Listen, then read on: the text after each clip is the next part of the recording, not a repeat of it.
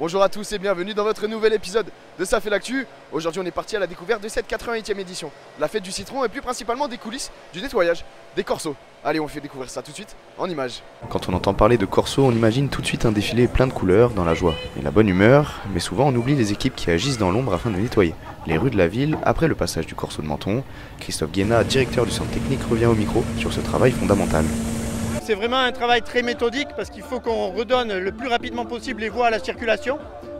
Donc en fait, il y a d'abord un premier travail d'évacuation du matériel et ensuite la voirie vient avec les balayeuses et fait rue par rue pour dégager donc tous ces confettis. Alors ça se fait à la souffleuse aussi, puisque les tribunes sont soufflées avec des souffleuses thermiques, et ensuite donc il y a les balayeuses qui rentrent en fonction et qui donc font un travail fin au niveau du bitume. Et chronologiquement, on fait l'intérieur et ensuite on dégage la promenade du soleil pour rendre la circulation, grosso modo, à 19 h la circulation est rendue au public.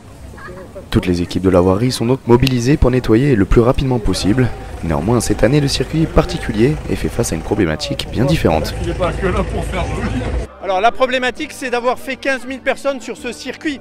Parce qu'en fait, sur ce circuit, normalement, c'est le circuit du jeudi soir où on a normalement une affluence qui ne dépasse pas les 10-12 000. Donc là, faire 15 000 personnes sur ce circuit, voilà, on l'a fait, c'est bien. Bon, on espère que les gens ont été reçus dans les meilleures conditions. Et voilà, la problématique, c'est plutôt l'affluence que l'on a eue aujourd'hui. Plus d'affluence, donc plus de travail. Rapidement, les rues se vident et laissent la place aux équipes techniques.